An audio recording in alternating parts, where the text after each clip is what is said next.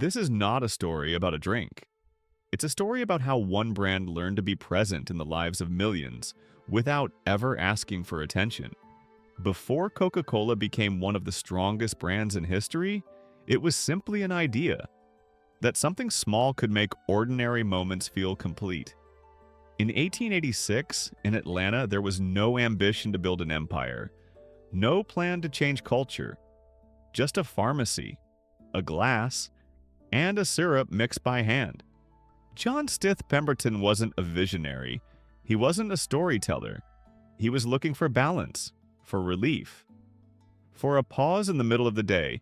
And history doesn't choose ideas because they are loud. It chooses them because people return to them. Coca-Cola didn't arrive as innovation. It arrived as familiarity. The taste didn't shock. It settled.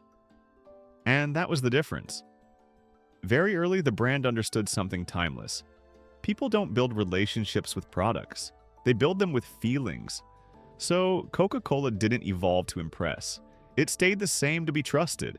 The same flavor, the same color, the same name. While the world changed around it.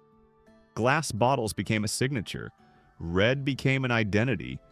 The logo became a promise, not a promise of excitement. A promise of consistency. By the early 20th century, Coca-Cola wasn't competing with other drinks.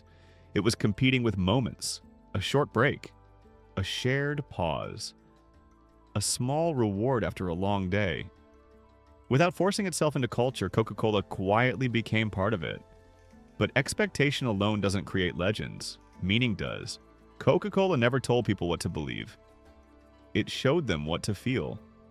During uncertain times, it stayed close. During wars, Coca-Cola followed soldiers across the world, not as a symbol of power, but as comfort. Cold, familiar, unchanged. That choice shaped everything. Because when a brand is present in emotional moments, it stops being optional.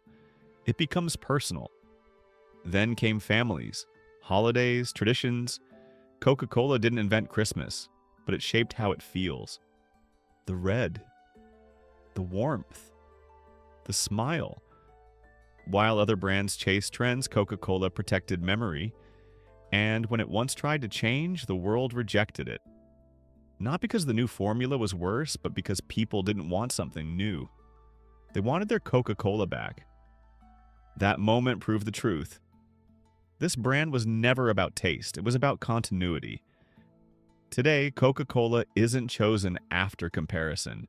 It's chosen before thought. The sound when the bottle opens. The ice. The first sip. That sound is not carbonation. It's recognition. In a world obsessed with reinvention, Coca-Cola stayed still. And in doing so, it became timeless.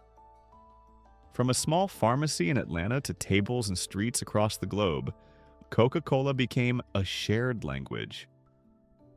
A pause everyone understands, because the strongest brands in history don't shout to be remembered. They stay long enough to be felt. If you enjoyed this story, subscribe for more journeys behind the world's greatest brands, and discover how vision, courage, and creativity shape the empires that inspire us all.